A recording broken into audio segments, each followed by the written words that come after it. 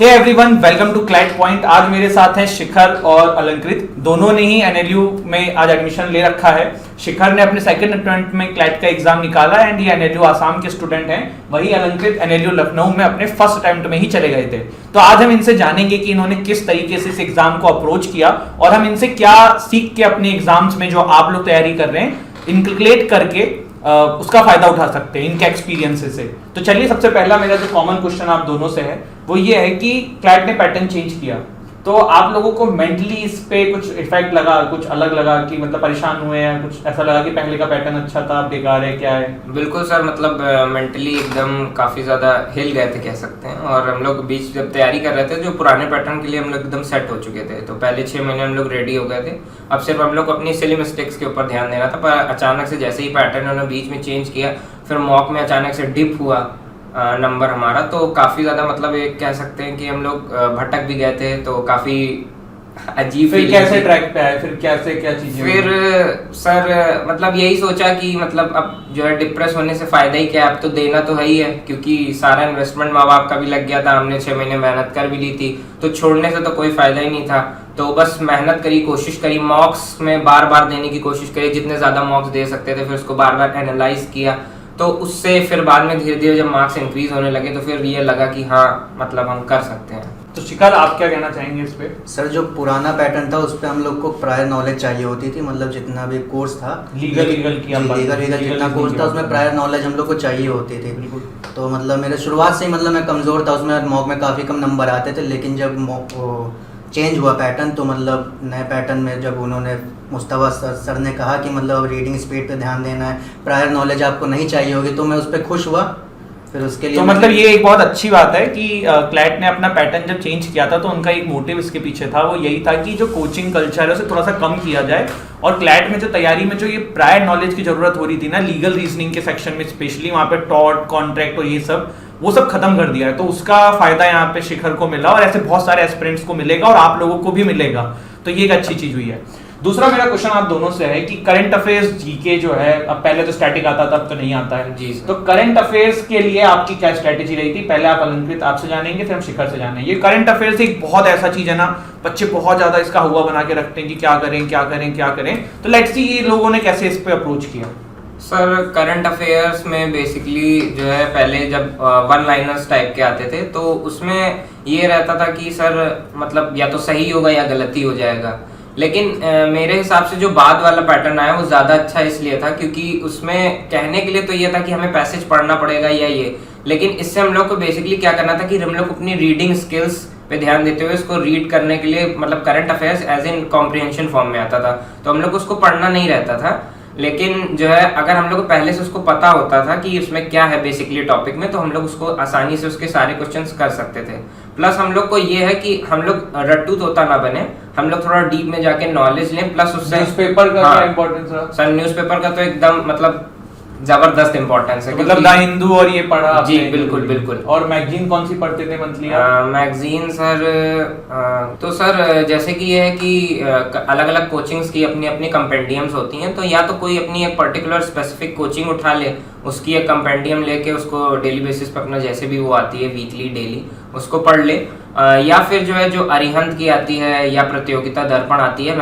मैंने पर्टिकुलरली जो है प्रतियोगिता दर्पण और अरिहंत से किया था, पर उन्हें जैसे भी सही लगे वो अपना प्लस सर उसके ऊपर आप तो हम लोग को थे ही हमेशा बताने के लिए कि कहाँ से हम लोग कैसे तैयारी करें, और आपके मटेरियल जो आपने हम लोग को अलग प्रोवाइड करे पूरे छांट के हर एक टॉपिक से, उसके लिए तो सर थैंक यू। और ठीक है, तब शिखर आपका क्या इस पे अप्रोच रहा है? जी सर, जब पैटर्न चेंज हुआ था तो मतलब काफ़ी मतलब अंदर डर था, तो मतलब एक मेंटोर भी नहीं था हम लोग के पास, आप ही थे सिर्फ हमारे पास। तो दोस्तों मैंने जीके के लिए सर को ही अप्रोच किया हमेशा, उन्होंने मुझे गाइडेंस दी कि ये मटेरियल पढ़ो, तो मैं उसी को पढ़ता था। और मतलब मटेरियल हो जाता था लेकिन काफ़ी मतलब उससे कंटेंट ज़्यादा हो जाता था, तो मतलब मैं काफ़ी सारी कोचिंग के भी जीके सेक्शन को उठा के सॉल्व करता रहता था। आप कोई एक स्पेसिफिक मैगजीन सजेस्ट करेंगे हमारे दर्शकों को, अगर किसी मतलब जो अरिहंत होती है, प्रतियोगिता दर्पण होता है, इनमें से कोई आप क्या लेते थे शिखर? जी मैं प्रतियोगिता दर्पण पढ़ता था। प्रतियोगिता दर्पण आप अरिहंत भी ले सकते हैं, प्रतियोगिता दर्पण भी ले सकते हैं, किसी भी एक कोचिंग का कंपेंडियम ले सकते हैं। इवन आप हमारा क्लैट पॉइंट का भी मंथली कंपेंडियम आता है, जिसके बारे में डिस्क्रिप्शन में जो ऐप है हमारी, उससे डाउनलोड करके आप उसको ले सकते हैं, फ्री ऑफ कॉस्ट है। और हमारे टेलीग्राम चैनल पे मैं डाल देता हूँ, तो आप वहाँ से भी उसको कर सकते हैं, ठीक है। मेरे को मैगजीन क्या होती है ना, किसी भी आप रेपुटेटेड कोचिंग की या किसी भी कंपनी की उठाओगे, सब में ही एक चीज़ होता है, और हमेशा आप लोग तैयारी में एक चीज़ को ध्यान रखना कि हमेशा क्वालिटी की तरफ भागना है, क्वांटिटी की तरफ नहीं भागना है। बहुत सारे लोग 10 मैगजीन एक मंथ की उठा के पढ़ने लग जाएंगे, वो आपको याद नहीं रहेगी भाई, और सब में एक ही चीज़ लिखी हुई है। तो इससे बेटर है कि एक चीज़ को ज़्यादा बार पढ़ो, यही ये लोग भी अग्री करेंगे मेरे हिसाब से। अब इसके बाद देखो लीगल रीजनिंग का क्या आप लोगों का अप्रोच रहा?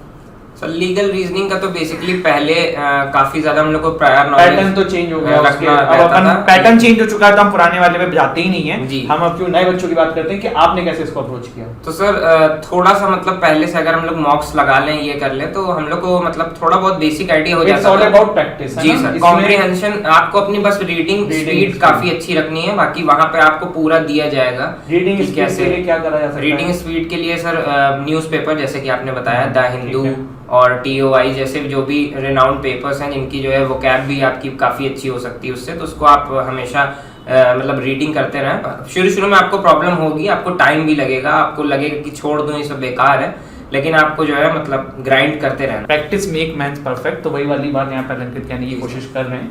एंड शिखर आप क्या बोलना चाहेंगे लीगल रीजनिंग के सेक्शन के लिए? जी मैं कहना चाहूँगा कि मैक्सिमम मॉक प्रैक्टिस करिए, क्योंकि कोचिंग वाले सब उसमें प्रोवाइड करा ही देते हैं। हाँ, तो मतलब बेसिकली देखो लीगल रीजनिंग में दो चीज़ें हैं। एक तो आपको करंट में जो लीगल अफेयर्स चल रहे हैं उससे अपडेट रहिए, जो न्यूज़पेपर के थ्रू होता रहेगा, है ना जी सर। प्लस प्रैक्टिस, क्योंकि अब जब नया पैटर्न आया है तो इसमें आपको रीडिंग बहुत ज़्यादा करनी है। तो शिखर तो काफ़ी नॉवेल्स भी पढ़ते थे, मेरे से भी 2-4 भाई इन्होंने ली हैं किताबें काफ़ी सारी। आप भी मुझे लगता है नॉवेल्स भी पढ़ते होंगे। हाँ सर, नॉवेल्स पढ़ते थे पर इतना ज़्यादा इंटरेस्ट नहीं था, तो मैं बेसिकली जो न्यूज़पेपर पे ज़्यादा अपना फोकस। आप देखिए मतलब ये है कि न्यूज़पेपर तो पढ़ना ही है, अगर आपको और लगता है तो आप 1-2 नॉवेल भी पढ़ सकते हैं, अदरवाइज आपको न्यूज़पेपर में इंटरेस्ट नहीं है तो आप नॉवेल भी पढ़ सकते हैं। है ना। इसके बाद हम बात करते हैं क्रिटिकल रीजनिंग वाला हमारा जो जी सर। सेक्शन है, अब तो ज़्यादा क्रिटिकली हो चुका है, उसमें लॉजिकल नंबर वो जी सब तो सर। जा ही चुका है, पुराना कोडिंग डिकोडिंग। तो क्या आप इस पे कहना चाहेंगे नंदित? कौन सी बुक आप इसके लिए लेते थे? आप बुक बताइए आप बच्चों को कोई। GMAT की वो बुक थी, ठीक है। तो उसी से मैंने जो है अपनी रीजनिंग की तैयारी की थी, प्लस टेलीग्राम पे आपके कोचिंग से मतलब आपकी जो बेसिकली जो है GMAT की बुक आती है, जो बच्चे जो है MBA की और GMAT इन सब की तैयारी करते हैं, तो GMAT की बुक आती है, उससे मैंने जो है क्रिटिकल रीजनिंग की तैयारी की थी, लगातार प्रैक्टिस करके।